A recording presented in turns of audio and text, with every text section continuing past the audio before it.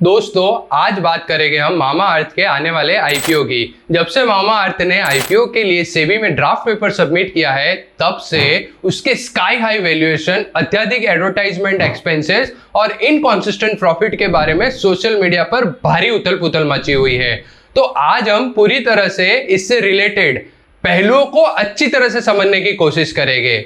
मामा अर्थ ने आईपीओ के लिए जो डॉक्यूमेंट सेबी में फाइल किया है और जिस डॉक्यूमेंट के आधार पर इन्वेस्टर कम्युनिटी और सोशल मीडिया पर घमासान मचा हुआ है उसे डीआरएचपी कहते हैं, जिसका फुल फॉर्म होता है ड्राफ्ट रेड हियरिंग प्रोस्पेक्टस।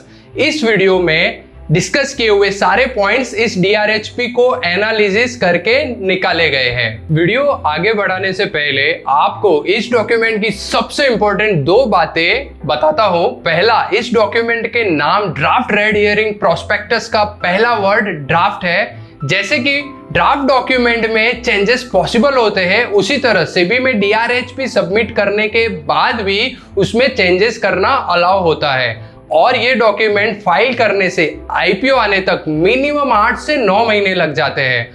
तब तक कंपनी नए डिसीजन ले सकती है। स्क्रीन पर आप देख रहे हैं मामा अर्थ का एक्चुअल डीआरएचपी। आपके रेफरेंस के लिए मैं इसका लिंक डिस्क्रिप्शन में दे दूंगा, आप वहां से इसे डाउनलोड कर पाएंगे। दूसरी इंपॉर्टेंट बात यह है कि किसी भी कंपनी के डीआरएचपी में कंपनी अपनी कितनी कीमत या वैल्यूएशन लगाकर आईपीओ ला रही है ये कहीं भी मेंशन नहीं होता। तो सवाल ये आता है कि मामा अर्थ की 24,000 रुपए करोड़ यानी कि $3 बिलियन की वैल्यूएशन पर आईपीओ लाने का दावा न्यूज और सोशल मीडिया पर किस आधार पर किया जा रहा है, इसका जवाब आपको आगे वीडियो में मिल जाएगा। सबसे पहले मामा अर्थ के बारे में जल्दी से जान लेते हैं। मामा अर्थ की शुरुआत आज से करीबन 6 साल पहले बड़े ही दिलचस्प तरीके से हुई थी, जब एक पति पत्नी गजल और वरुण अलग अपने बच्चे के जन्म के पहले यह डिसाइड कर रहे थे कि वे जो भी बेबी प्रोडक्ट्स अपने होने वाले बच्चे के लिए यूज करेंगे, प्रोडक्ट्स बच्चे के लिए हानिकारक ना हो। उसके लिए उन्होंने इंटरनेट पर खूब रिसर्च किया, लेकिन रिजल्ट देखकर वे शॉक रह गए। सेफ्टी स्टैंडर्ड से मेल खाने वाला कोई भी प्रोडक्ट्स बाजार में अवेलेबल नहीं था। उन्होंने देखा कि हर प्रोडक्ट्स में ऐसे कुछ केमिकल्स होते हैं जो उनके न्यूबॉर्न बेबी के लिए हानिकारक हो गए। इस एक्सपीरियंस ने दोनों को खुद का ब्रांड बनाने के लिए इंस्पायर किया। आर&डी और सर्टिफिकेशन पाने के लिए 6 महीने कड़ी मेहनत करने के बाद 2016 में कपल ने गुरुग्राम में बेबी केयर ब्रांड मामा अर्थ लॉन्च किया, जो न्यूबॉर्न बच्चों के लिए नॉन टॉक्सिक प्रोडक्ट्स बेचती है। शुरुआत में कंपनी खुद को natural plant based baby care product company के रूप में पोर्ट्रेट करती है, लेकिन बाद में पॉपुलैरिटी हासिल करने के बाद उन्होंने कॉस्मेटिक प्रोडक्ट्स भी बेचना शुरू कर दिया। 4-5 सालों से आपने D2C वर्ड काफी सुना होगा। मामा अर्थ एक D2C कंपनी है। D2C का फुल फॉर्म होता है डायरेक्ट टू कंज्यूमर्स, मतलब ऐसी ब्रांड या कंपनी जो अपना माल बिना कोई मिडल मैन के डायरेक्टली अपने ग्राहक को बेचती है। फॉर एग्जांपल, कुछ पुरानी ब्रांड जैसे Johnson and Johnson, Pond's, Fair and Lovely, Lakme के प्रोडक्ट्स हम तक पहुंचने से पहले कई सारी इंटरमीडिएट पार्टीज जैसे स्टॉकिस्ट, डिस्ट्रीब्यूटर्स, होलसेलर और रिटेल शॉप से होकर हम तक आती है। लेकिन D2C ब्रांड का माल हम तक डायरेक्टली उनकी कंपनी से आता है और इस बीच की ये सारी पार्टीज हट जाती है। हम डायरेक्टली उनकी वेबसाइट या अमेजॉन, फ्लिपकार्ट से ऑर्डर करते हैं। इतना ही नहीं, हमें प्रोडक्ट्स के रिगार्डिंग कोई भी प्रॉब्लम होता है तो डायरेक्टली कंपनी से कनेक्ट करते हैं। इससे D2C ब्रांड और उनके कस्टमर में डायरेक्ट कम्युनिकेशन बना रहता है, जो डायरेक्ट टू कंज्यूमर्स ब्रांड को अपने नए प्रोडक्ट्स डेवलप करने में काफी मदद करता है। मामा अर्थ बीपीसी मार्केट को रिप्रेजेंट करता है। बीपीसी का फुल फॉर्म होता है ब्यूटी एंड पर्सनल केयर।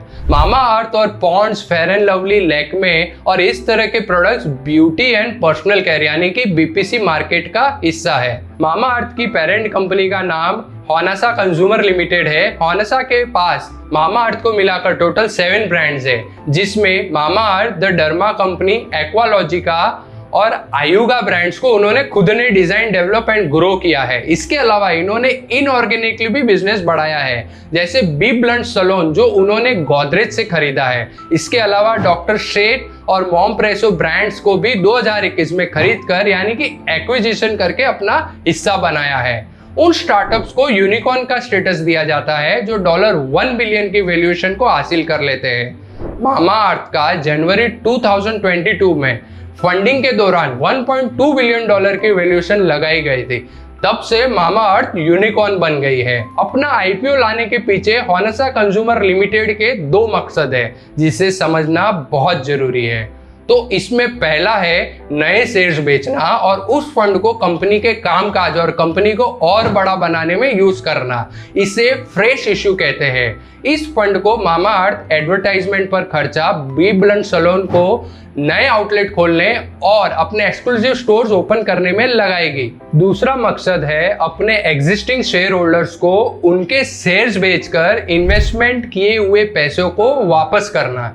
इसे ऑफर फॉर सेल कहते हैं, यानी ये फंड होनेसा कंज्यूमर लिमिटेड के मौजूदा इन्वेस्टर्स के अकाउंट में जाएगा। टोटल 2,900 करोड़ आईपीओ है, जिसमें सिर्फ 400 करोड़ का फ्रेश इशू है, मतलब जो फंड कंपनी के पास आएगा, और बाकी के 2,500 करोड़ का ऑफर फॉर सेल है, यानी जो पैसा मौजूदा इन्वेस्टर्स के खाते में जाएगा। उन इन्वेस्टर्स में से एक है शिल्पा शेट्टी, जो कंपनी में अपना हिस्सा बेच रहे हैं। चलिए लगे आज शिल्पा शेट्टी के रिटर्न्स का एनालिसिस कर लेते हैं। उन्होंने 2018 में मामा अर्थ में 6.5 करोड़ का इन्वेस्टमेंट किया था। अगर कंपनी का वैल्यूएशन आईपीओ में 24,000 करोड़ होता है तो उनके 6.5 करोड़ की वैल्यू 124 करोड़ होगी, मतलब उन्हें 1700% का रिटर्न ऑन इन्वेस्टमेंट आएगा, यानी इन्वेस्टमेंट पर 5 साल में 18 गुना प्रॉफिट हो रहा है। DRHP से और भी काफी सारे डिटेल्स का खुलासा हुआ है, जैसे कंपनी यूट्यूब, इंस्टाग्राम और दूसरे सोशल मीडिया पर इन्फ्लुएंसर मार्केटिंग पर भारी भरकम खर्चा करती है। मामा अर्थ ने अब तक करीबन 4,000 इन्फ्लुएंसर से अपने प्रोडक्ट्स प्रमोट करवाए हैं। इसके अलावा वे गूगल पर डिजिटल मार्केटिंग भी खूब करते हैं। अगर उनके सारे एडवर्टाइजिंग कॉस्ट की बात करें तो फाइनेंशियल ईयर 2022 में ₹391 करोड़ स्पेंड किया था। एडवर्टाइजमेंट पर खर्च करना कोई बुरी बात नहीं है, लेकिन अगर एडवर्टाइजमेंट पर रिटर्न खराब आते हैं तो बड़ा प्रॉब्लम है। 391 करोड़ खर्च करके उन्हें ₹932 करोड़ का रेवेन्यू हासिल हुआ है। इसे रिटर्न ऑन एड स्पेंड यानी ROAS में कैलकुलेट करें तो मामा अर्थ का ROAS 2.6 टाइम्स है, यानी कि एडवर्टाइजमेंट पर ₹1 खर्च करके उन्हें सिर्फ ₹2.60 का सेल्स आता है। ये काफी बेकार फिगर है। अगर इनके ROAS का सिमिलर कंपनी से कंपेयर करें तो नायका का फाइनेंशियल ईयर 2022 में ROAS 7.8 था और बड़े प्लेयर जैसे हिंदुस्तान यूनिलीवर का ROAS 10.6 रहा है। इस वजह से इन्वेस्टर्स इस आईपीओ को नेगेटिव रिमार्क दे रहे हैं। इसका वैल्यूएशन तो एड स्पेंड से भी भयानक है। कहा जाता है कि मामा अर्थ अपने आईपीओ के साइज के साथ $3 बिलियन लगभग 24,000 करोड़ रुपए का मार्केट कैपिटलाइजेशन टारगेट कर रही है। कंपनी ने फाइनेंशियल ईयर 2022 में 14 करोड़ रुपए का नेट प्रॉफिट दर्ज किया। उनकी 24,000 करोड़ की वैल्यूएशन के हिसाब से प्राइस टू अर्निंग रेशियो, जिसको PE रेशियो भी कहते हैं, वो लगभग 1714 गुना होगा।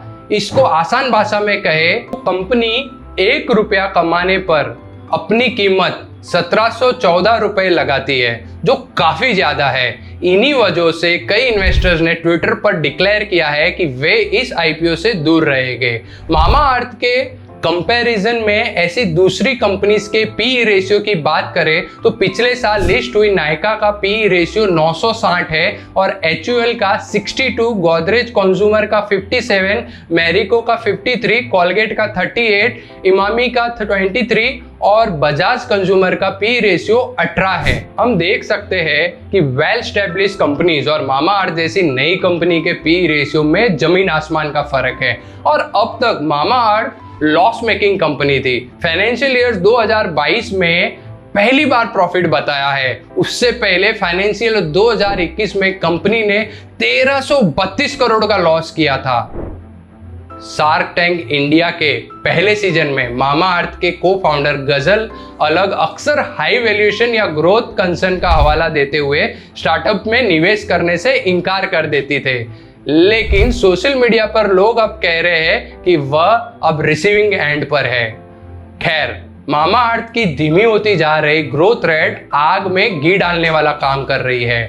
मामा अर्थ का रेवेन्यू फाइनेंशियल ईयर 2021 में 318% बढ़ा, जो फाइनेंशियल ईयर 2022 में केवल 105% से बढ़ा और फाइनेंशियल ईयर 2023 में इसका रेवेन्यू सिर्फ 53% से बढ़ने का एस्टिमेशन है। शुरुआत में मैंने बताया था कि DRHP में कहीं भी कंपनी की वैल्यूएशन नहीं होती, फिर इसकी $3 बिलियन वैल्यूएशन का आंकड़ा आया कहां से?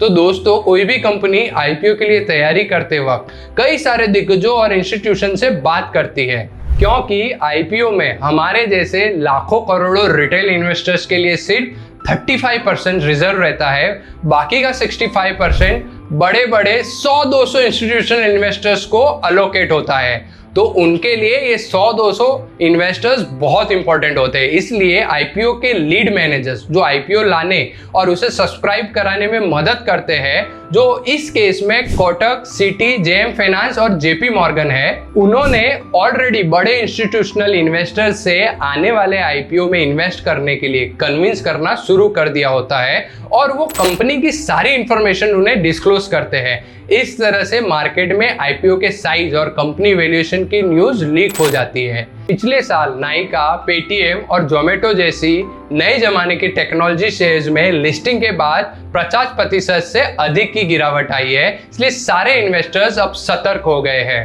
अब मामाअर्थ के पास 3 ऑप्शन है इस आईपीओ को इतनी नेगेटिविटी के बावजूद सक्सेस करने का। पहला, आईपीओ को पोस्टपोन कर ले और 2 साल के अच्छे परफॉर्मेंस के बाद आईपीओ लाए, या फिर ऑफर साइज में कटौती करे, मतलब 2,900 करोड़ की जगह 1,500 या 1,000 करोड़ की शेयर्स बेचे, ताकि नंबर ऑफ शेयर्स कम होने पर इन्वेस्टर्स की भी कम जरूरत होगी। और तीसरा, कंपनी की वैल्यूएशन 24,000 करोड़ से घटाकर सही वैल्यूएशन पर आईपीओ लाए। दोस्तों, मैंने कुछ दिनों पहले वीवर्क की पूरी केस स्टडी कवर की थी। उसमें इस तरह वीवर्क $47 बिलियन की हाई वैल्यूएशन पर आईपीओ लाने जा रहा था, जिसकी भनक इन्वेस्टर्स को लगी और आज उसकी वैल्यूएशन $1 बिलियन की हो गई है। आप चैनल में जाकर वीवर्क केस स्टडी जरूर देखें।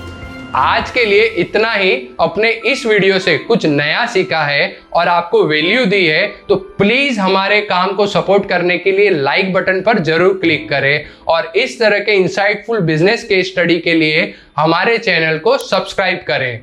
Thank you so much for watching.